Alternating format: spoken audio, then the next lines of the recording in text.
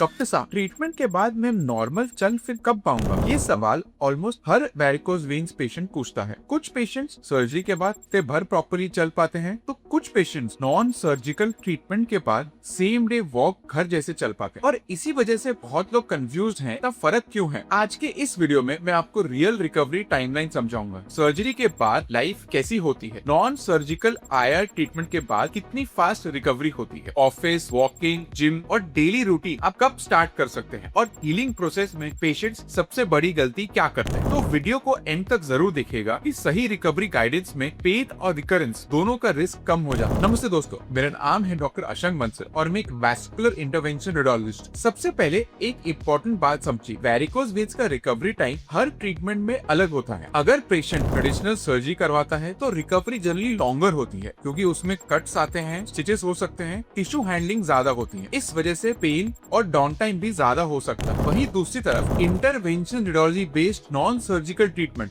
जैसे EVLT, laser oblation या glue treatment में रिकवरी टाइम काफी हद तक कम होता है और पेशेंट जल्दी मोबिलाइज हो सकते हैं, क्योंकि इसमें कोई भी टाका या कट नहीं आता। तो सर्जरी के बाद रिकवरी कैसे होती? सर्जरी वाली रिकवरी को समझते हैं। बहुत सारे पेशेंट्स सर्जरी के बाद 1 से 2 हफ्ता डिस्कम्फर्ट फील करते हैं। वॉकिंग में पेन या टाइटनेस होती है, ड्रेसिंग और वुंड केयर की जरूरत पड़ सकती है। कई पेशेंट्स ऑफिस या हेवी वर्कलोड से भी ब्रेक लेना पड़ता है। और अगर पेशेंट्स का काम लॉन्ग स्टैंडिंग वाला हो, जैसे कि टीचर, शॉपकीपर या फैक्ट्री वर्कर, तो रिकवरी और स्लो फील हो सकती है। अब यहाँ पे एक इम्पोर्टेंट बात समझ लीजिए, हर पेशेंट की हीलिंग डिफरेंट होती है। कुछ लोग जल्दी रिकवर हो जाते हैं और कुछ में स्वेलिंग या ब्रूजिंग ज्यादा टाइम भी हो सकती है। अब बात करते हैं मॉडर्न नॉन सर्जिकल ट्रीटमेंट। मान लीजिए एक EVLT या लेजर ट्रीटमेंट पेशेंट ने करवाई, तो ट्रीटमेंट के तुरंत बाद ही पेशेंट यूजुअली खुद से चल के रूम के बाहर आते हैं और कई केसेस में सेम डे डिस्चार्ज हो जाता है, सेम डे वॉकिंग होती है और 1 से 2 दिन में लाइट ऑफिस वर्क भी पॉसिबल हो जाता है। क्योंकि प्रोसीजर मिनिमल इन्वेजिव है,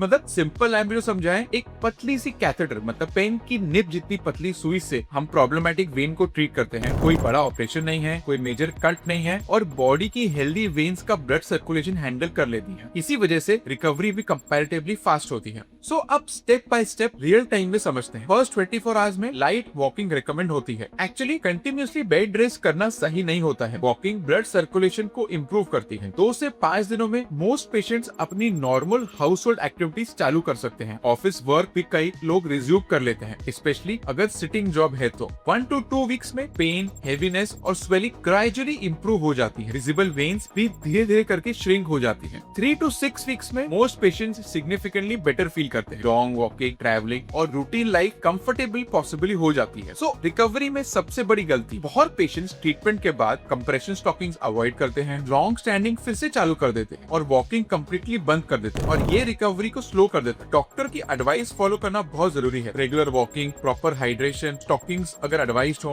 और प्रोलॉन्ग स्टैंडिंग अवॉइड करना, ये सब हीलिंग को फास्टर और स्मूथर बना देता है। सो आप जिम, ट्रैवल और लॉन्ग डिस्टेंस वॉकिंग कब से कर सकते हैं? ये भी एक बहुत कॉमन क्वेश्चन होता है। वॉकिंग सेम डे या नेक्स्ट डे से चालू करिए, light office work 1 to 3 days से, लॉन्ग ट्रैवल डॉक्टर एडवाइस के अकॉर्डिंग, और जिम और heavy work usually few weeks के बाद आप ग्रेजुअली चालू कर सकते हैं। लेकिन एग्जैक्ट टाइम लाइन हर पेशेंट में वेरी करती है और ट्रीटमेंट पे डिपेंड करती है। तो अब इस स्टेज पे अगर आप कंफ्यूज हैं कि सर्जरी बेस्ट है या नॉन सर्जरी बेस्ट है, तो मेरा इस पे एक और वीडियो है जहाँ पे मैंने डिटेल में डिस्कस किया, आप उसको जरूर देखिए। तो दोस्तों, मिलते हैं अगले वीडियो में। अपना ख्याल रखिए। धन्यवाद।